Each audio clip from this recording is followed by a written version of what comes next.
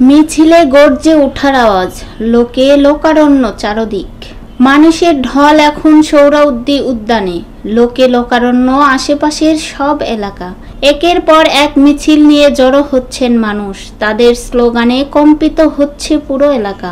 বিভিন্ন প্রান্ত থেকে আসা মিছিল থেকে ভেসে আসছে গর্জে ওঠার আওয়াজ। ফিলিস্তিনিদের সঙ্গে সংহতি প্রকাশ করতে আজ শনিবার ঢাকার সোহরাওয়ার্দী উদ্যানে হবে মার্চ ফর ঢাকা কর্মসূচি। বিকেল ৩টায় এই গণজামায়াত শুরু হওয়ার কথা রয়েছে। এখানে আসা প্রায় সবার হাতে রয়েছে দেশের পতাকা ও ফিলিস্তিনের পতাকা। সবার লক্ষ্য সোহরাওয়ার্দী উদ্যান।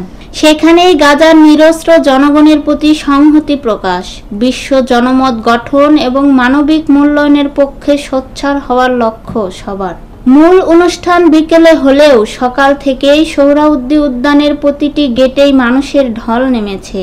গাজায় চলমান বর্বরোচিত ইসরায়েলি আগ্রাসনের বিরুদ্ধে আন্তর্জাতিক জনমত গঠন এবং মানবিক সহানুভূতি জাগ্রত করতেই অনুষ্ঠিত হতে যাচ্ছে ব্যতিক্রমধর্মী এই গণজামায়াত। বিকেল ৩টা থেকে মাগরিবের পূর্ব পর্যন্ত ঐতিহাসিক সোহরাওয়ার্দী উদ্যানে অনুষ্ঠিত হবে এই মার্চ ফর গাজা কর্মসূচি।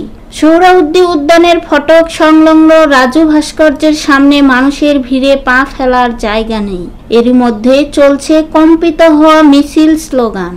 আর এই মিছিল স্লোগানে অংশ নিয়েছেন ধানমন্ডি থেকে আসা বেসরকারি বিশ্ববিদ্যালয়ের এক শিক্ষার্থী জুলফিকার আহমেদ। তিনি বলেন, বর্তমানে ফিলিস্তিনি মুসলমানদের জীবনে যেন মহাপ্রলয় নেমে এসেছে। ফিলিস্তিনের মুসলমানরা ইসরায়েলি বাহিনীর নির্যাতন, হামলা ও দখলদারিত্বের শিকার হয়ে আসছে। এই অবস্থান আমরা মুসলিম হিসেবে কিছুই করতে পারছি না।